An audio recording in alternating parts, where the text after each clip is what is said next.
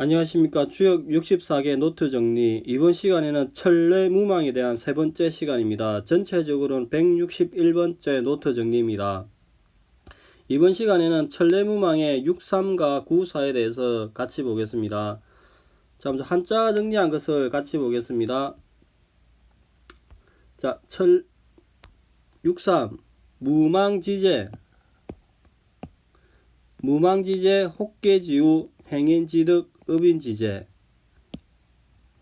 무망의 재앙은 혹 어떤 이가 소를 메어 놓았다 하나 소를 행인이 얻음에 마을 사람의 재앙이로다, 이렇게 이야기합니다.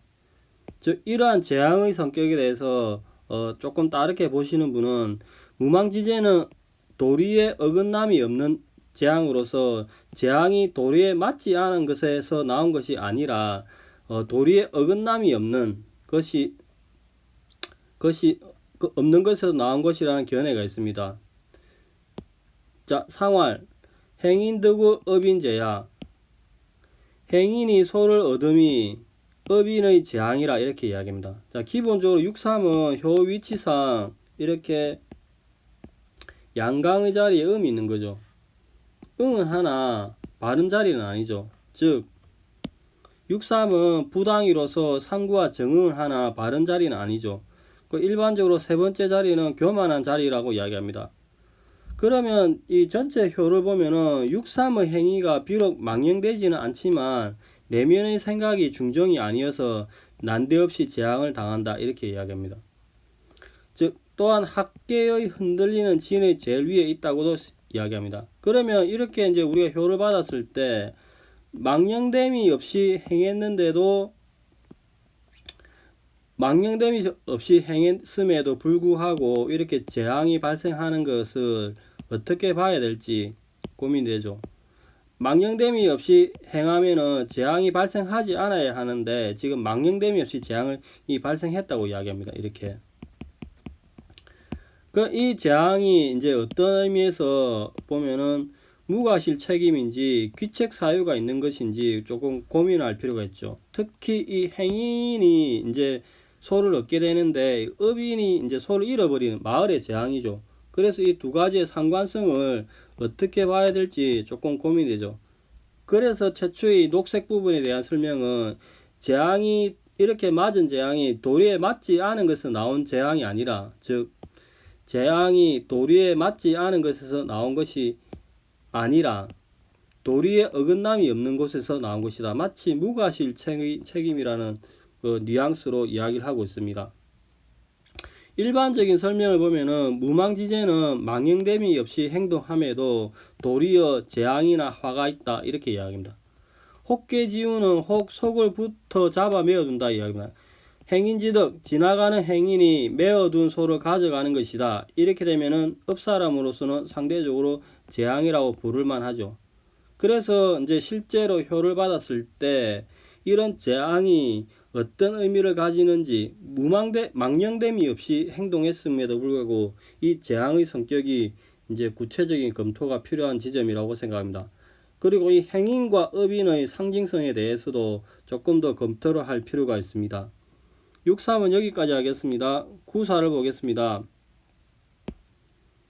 가정무구 가히 바르니 바르게 하니 허물이 없다. 상활 가정무구 고유지야. 바르게 하니 허물이 없다는 것은 진실로 굳게 지킴이니라, 이렇게 이야기합니다. 조금 다른 설명은 바르게 할 수 있으니 허물이 없다는 것은 본래 가지고 있다는 견해가 있습니다.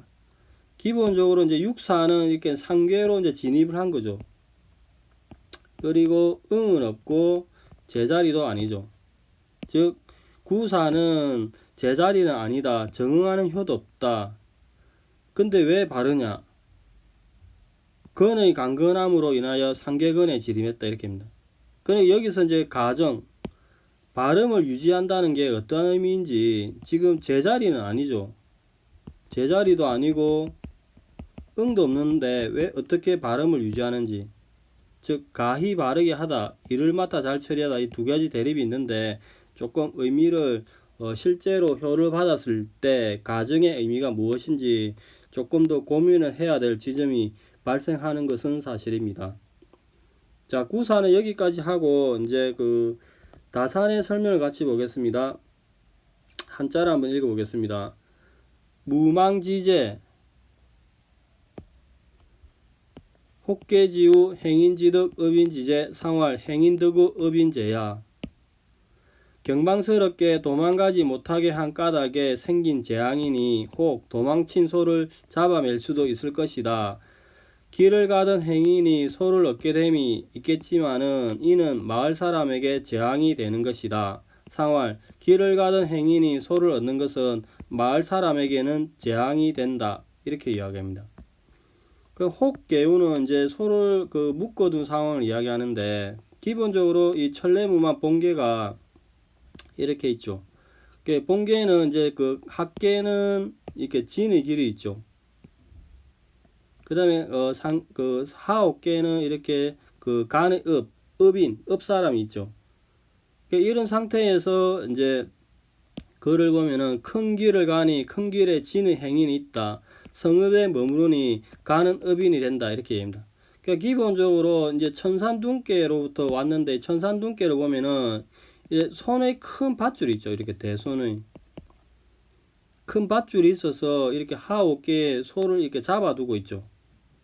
즉 큰 손의 밧줄로 손을 묶으니 이것을 소를 다시 잡는 것 이렇게 이야기합니다. 또 무망의 길에 큰 길을 가니 간의 성읍에 머무른다 이렇게 이제 물상을 설명하죠.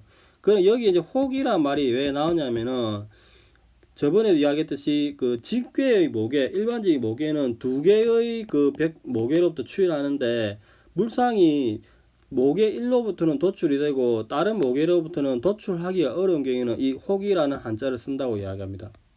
즉 글을 보면은 무망에는 두 개의 괴가 있는데 두 개의 모계가 있는데 혹계유는 두 모계 모두에서 유출하는 것이 아니라 오로지 둔계에서 나온 상을 유출하고 하는 상이라서 다른 모계로부터 도출하기 어려운 경우에는 그 점이 미식적인 경우에는 이렇게 의심스럽고 미심적인 게 있으면 단언하지 않고 한자 혹이라는 단어를 쓴다고 합니다.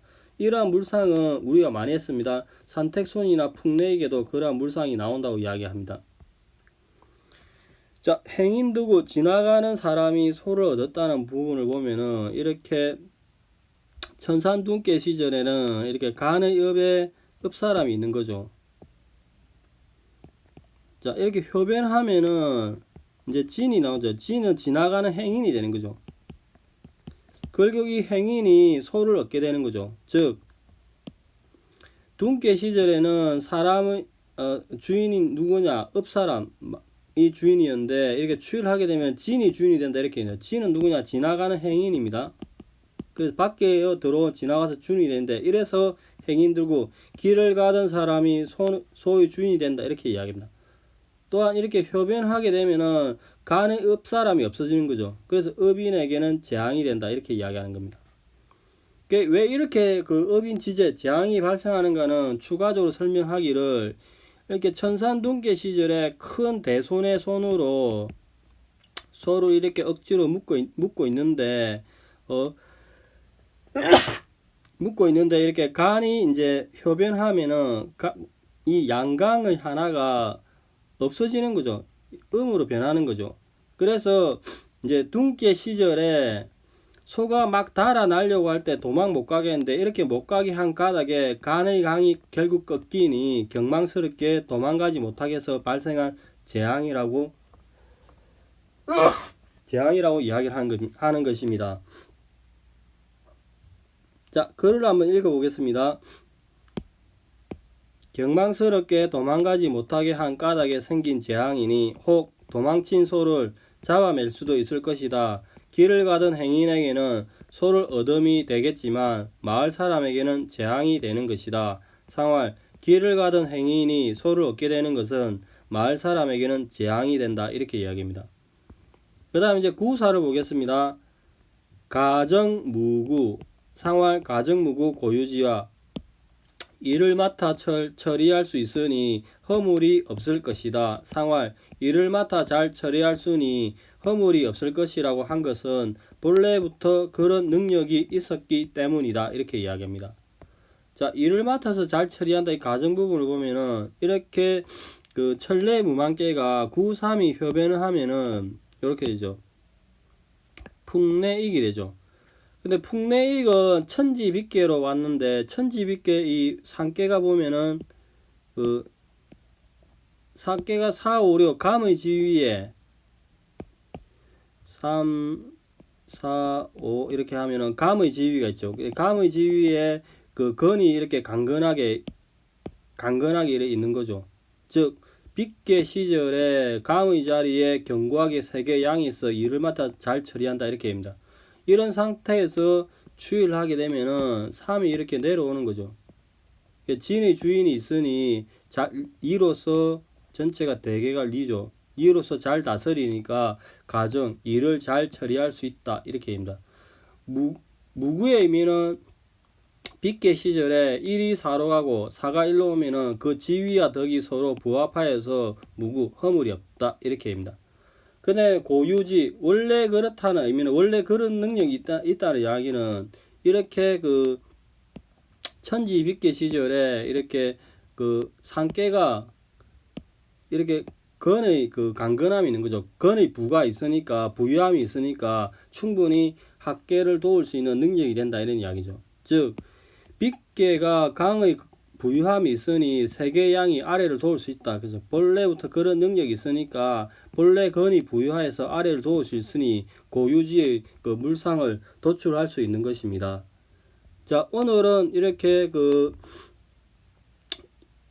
천례무망의 6.3회과 9.4를 보았는데 6.3에서는 망령됨이 없이 행동한 게 어떻게 재앙이 되는 것인지 조금 연결해서 알 필요가 있고 여기서 행인과 업인의 상징성도 같이 고려해 보아야 할 것입니다. 자, 9.4에서는 가히 바르게 한다는 게 어떠한 의미, 실천적 의미를 가지는지 또 검토할 필요가 있을 것 같습니다. 자, 오늘은 여기까지 하겠습니다. 감사합니다.